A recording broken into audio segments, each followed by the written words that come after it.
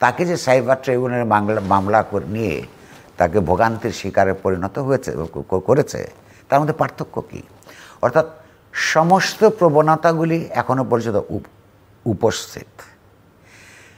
আপনি লক্ষ্য করুন, আওয়ামী লীগ সরকার ক্ষমতার থেকে যাওয়ার কিছুদিন আগে, মাসখানেক আগে, চট্টগ্রাম, পার্বত্য চট্টগ্রাম অঞ্চলের খাগড়াছড়িতে বোম জনগোষ্ঠীর বিরুদ্ধে একটা গণহারে গ্রেফতার করা হয়েছিল। সে তার মধ্যে আপনার অ্যাডভান্সড স্টেজে প্রেগন্যান্ট নারী, 8 বছর 6 বছরের শিশু, এই সবার বিরুদ্ধে রাষ্ট্রদ্রোহিতার মামলা হয়েছে। সেই মামলায় তাদেরকে গ্রেফতার করা হয়েছে। সেইখানে একজন অ্যাডভান্স স্টেজে যিনি ছিলেন, হাজতে তাকে সন্তান প্রসব করতে হয়েছে। তো এখন একটা 4 বছরের বা 6 বছরের শিশু কিংবা সন্তান সম্ভব একজন বোম নারী বা পুরো গ্রামবাসী ধরে তারা রাষ্ট্রের বিরুদ্ধে ষড়যন্ত্র করছে, এটা কি বিশ্বাসযোগ্য? এই যে তাদেরকে ভোগাচ্ছে, আবার সমতলবাসী মেজরিটেরিয়ান বাঙালি অথবা বাংলাদেশি রাজনীতির অনুসারী ব্যক্তিবর্গ যখন এই বোম কিংবা চাকমা কিংবা মারমা তাদেরকে প্রশ্ন করে যে তোমরা এই দেশকে ভালোবাসো না কেন, এইটার মতো অন্যায় দাবি হতে পারে? এই যে আমরা এবং ওরা, এই যে বিভাজনটা রাষ্ট্র তৈরি করে চলেছে, সেই ক্ষেত্রে তো আওয়ামী লীগ আমলে হয়েছিল।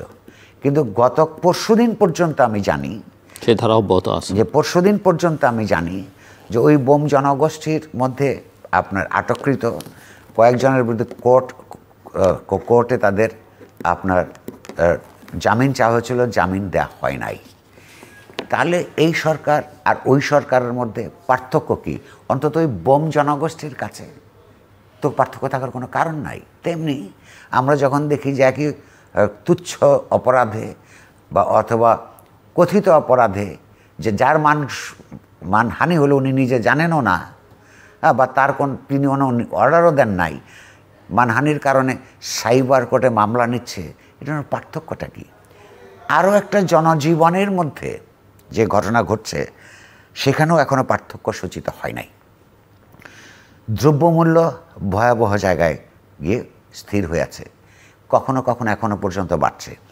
সরকার, আওয়ামী লীগ সরকার এটা করতো, কিছুদিন হই হুল্লোড় হলে, পত্রপত্রিকা লেখালেখি করলে, টেলিভিশনে কথাবার্তা হলে ওই দাম বেঁধে দিত।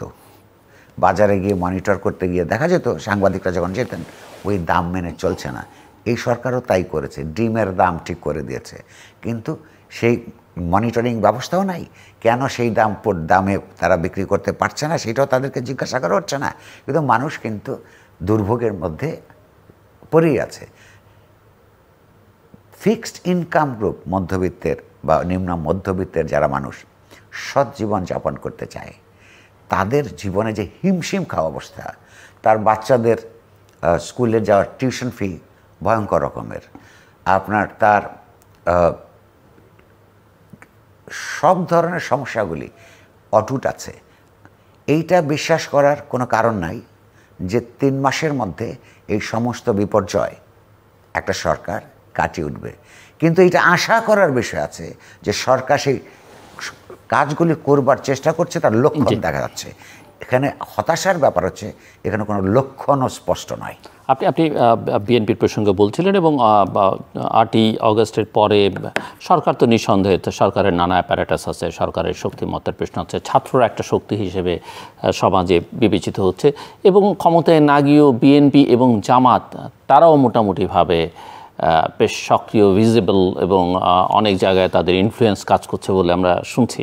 তো এইটা আপনি কিভাবে দেখেন? বিএনপির প্রসঙ্গটা উল্লেখ করেছেন, জামাত এবং শিবিরের প্রসঙ্গটা এখন আলোচনার মধ্যে আছে, এবং আলোচনাটা এমনও আছে যে এই বৈষম্য বিরোধী ছাত্র আন্দোলনের এই নেতারা কারা, তাদের ব্যাকগ্রাউন্ড কি। অনেকেই এখন এটা বলবার চেষ্টা করছেন বা সামনে আনবার চেষ্টা করছেন, এদের মধ্যে অনেকেই শিবির ছিলেন, এদের আবার কেউ কেউ একসময় ছাত্রলীগের মধ্যে ছিলেন, শিবির করেছেন ছাত্রলীগে। এখন আবার প্রশ্ন হচ্ছে যে শিবিরের মধ্যে ছাত্রলীগ ঢুকে পড়বে কিনা, বা ছাত্রলীগ এখন শিবির হয়ে কাজ করবে কিনা।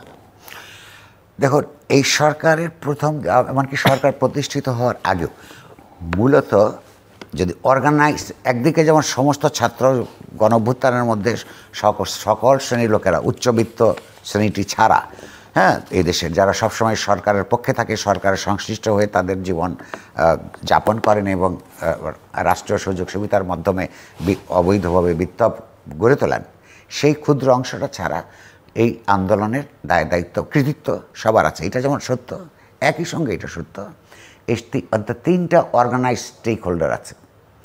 একটা যে ছাত্র সমাজ, যারা মানুষের কাছে কতগুলি অ্যাসপিরেশনের কথা বলেছে, তারা বৈষম্যহীনতার কথা বলেছে, ফ্যাসিবাদী রাজনীতির বিলোপের কথা বলেছে, এবং সেই বিলোপ যাতে এমনভাবে হয় যে ভবিষ্যতে আর এগুলোর উৎস না থাকে, এগুলির কথা বলেছে, তার একটা stakeholder. Army as an institution তার একটা স্টেক হোল্ডার, কারণ সেই দিন যদি আর্মি সংঘবদ্ধভাবে শেখ হাসিনার পক্ষাবলম্বন করত, তাহলে অনেক রক্তারক্তি হতে পারত এবং একটা বিপর্যয়ের দিকে দেশ যেত। সেইটার থেকে তারা সংগঠন হিসেবে আর্মি মানুষের এবং ছাত্র সমাজের স্পিরিটের সঙ্গে জনতার পক্ষে দাঁড়িয়েছিল। এবং তারা প্রথম বলেছিল যে দায়িত্ব, হ্যাঁ, তারা নিচ্ছে।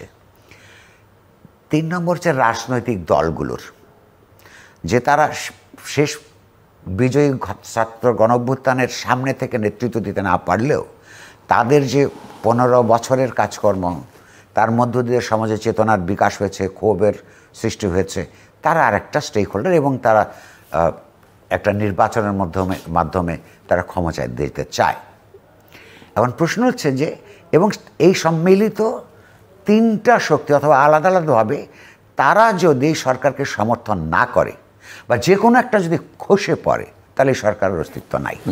কিন্তু সরকারকে কিন্তু আমরা প্রথম দিন থেকে একটা জিনিস দেখছি, তার কিন্তু একটা দক্ষিণপন্থী ঝোঁক আছে, এবং 3টা উপাদানের মধ্যেই সেটা উপস্থিত। আপনি যে প্রশ্নটা তুলেছেন, যেমন অগাস্ট মাসের 3 তারিখে যখন রাজনৈতিক দলের কিছু প্রতিনিধির সঙ্গে তাৎক্ষণিকভাবে সেনাবাহিনী প্রধান মিটিং করলেন, তার নাম মুখ দিয়ে প্রথম যে 2বার নাম উচ্চারিত হয়েছে, তার নাম জামাত ইসলাম। জামাত ইসলাম সেই মুহূর্ত পর্যন্ত একটা নিষিদ্ধ রাজনৈতিক দল, এবং সেই জামাত ইসলাম হচ্ছে বাংলাদেশের স্বাধীনতা যুদ্ধের ভেতর দিয়ে বাংলাদেশ আর্মি প্রতিষ্ঠিত হয়েছে। সেই স্বাধীনতা যুদ্ধে বিরোধিতা করার কারণে এখনও পর্যন্ত তার কোনো অনুশোচনা আমরা দেখতে পাইনি, অ্যাপোলজি করতে দেখি নাই। তার নাম 2বার উচ্চারিত হয়েছে। ডক্টর ইউনূস যখন ক্ষমতায় অধিষ্ঠিত হলেন, তিনি যে রাজনৈতিক দলগুলোর সঙ্গে মিটিং করলেন, সেখানে আমরা অত্যন্ত গুরুত্বের সঙ্গে জামায়াতের সঙ্গে মিটিং করতে দেখেছি, এবং অপরাপর ধর্মাশ্রয়ী রাজনৈতিক দলগুলোর সঙ্গে মিটিং করতে বলেছি ফার্স্ট রাউন্ডে। এই যে বামপন্থী রাজনৈতিক দলগুলো, তার আয়তন যতই হোক না কেন, যারা প্রথম দিন থেকে মাঠে ছিল, যেমন এগুলি করলে কতগুলো ছবি আমাদের চোখের মধ্যে আসে। আমরা দেখতে পাই জোনায়েদ সাকি মার খাচ্ছে পুলিশের, মাহমুদুর রহমান মান্না মার খাচ্ছে, সাইফুল হক মার খাচ্ছে, তাদের সঙ্গে কিন্তু মিটিংটাতে এক হয় নাই। তেমনি তারা জামাত ইসলাম আছে, জাতীয়তাবাদী দল আছে, যেখানে আবার জাতীয়তাবাদী দল নিজেই একটা সেন্ট্রিস্ট পার্টি থেকে ক্রমশ আমরা তাদেরকে একটা দক্ষিণ পন্থার দিকে ঝুঁকতে দেখেছি। তাহলে সরকারের আচরণের মধ্যে আপনি যে কথাটা বললেন, যে দক্ষিণপন্থী ঝোঁকটা আমরা দেখতে পাই, ফলে তারা নিজেদেরকে পাওয়ারফুল হিসাবে অ্যাসার্ট করছে, জামাত, বিএনপি, শিবির। সরকার বুঝতে পারছে না, বা সরকারের যা সভাসদরা আছে, যে এরাই পুরা, এই দক্ষিণপন্থীরাই পুরা দেশ না, সেই দিকে তারা মনোযোগ দিচ্ছে না। 1, 2 ছাত্র শিবিরের কথা আপনি যেটা তুললেন, তারা নিজেরাই দাবি করেছে যে বা কয়েকজন, যে তারা 15 বছর সরকারের ভয়ে, সরকারি ছাত্র নিপীড়নের মুখে ছাত্রলীগের ভেতরে ঢুকে আত্মরক্ষা করেছে। তাহলে সে যখন ছাত্রলীগের ভিতরে ছিল, তাহলে ছাত্রলীগ ছাত্রদের বিরুদ্ধে এবং সমাজে যে সমস্ত নিপীড়ন চালিয়েছে, সেই নিপীড়ন থেকে তাদের নিজেদেরকে মুক্ত রাখবার কোনো পথ ছাত্রলীগে ছিল না। অর্থাৎ আজকে ছাত্রলীগের বিরুদ্ধে যেই চাঁদাবাজি, সন্ত্রাস, দমন, নিপীড়নের অভিযোগ আছে, ছাত্রলীগ আকারে ছাত্র শিবিরের যারা সেখানে ছিলেন, তারা তাদের সেই অপরাধ থেকে নিজেদেরকে মুক্ত ঘোষণা করতে পারেন না। ফলে ছাত্রলীগের বিরুদ্ধে যখন মানুষকে কথা বলতে হবে, একই সঙ্গে একই অপরাধে ছাত্র শিবিরের বিরুদ্ধেও কথা বলতে হবে, এবং তাদেরও এই বিষয়ে তারা কি করবেন, হ্যাঁ, সেইটা তাদেরকে পরিষ্কার করতে হবে। শুধুমাত্র কৌশলের কথা বলে এইখানে ইতিহাসের অবিচার থেকে তার নিষ্কৃতি পেতে পারে না। ধরুন যে আপনি আজকে দেশে একটা ফ্যাসিবাদ কায়েম হয়েছে, সুতরাং আপনি নিজেকে রক্ষা করার জন্য ফ্যাসিবাদের অংশ হয়ে গেলেন, আপনি সমানভাবে অপরাধী। অপরাপর যে সমস্ত সামাজিক, রাজনৈতিক, সাংস্কৃতিক সংগঠনগুলি আওয়ামী, ফ্যাসিবাদী, সন্ত্রাসবাদী, স্বৈরতন্ত্রবাদী আক্রমণ, নিপীড়ন, মৃত্যু, আহত হওয়ার মতন শিকার হয়েছেন, তারা তো তাদের নিজের আপন পরিচয় লুকাননি, তাদের আপন পরিচয় সেটা মোকাবেলা করেছেন, কখনো পেরেছেন, কখনো পারেননি। তার সঙ্গে নীতিগত অবস্থানের কথা বললে এই ইসলামী ছাত্র শিবির যে নীতি গ্রহণ করেছিল, এটা তো মুনাফিকি নীতি, এটা তো ইসলামেরও কথা না।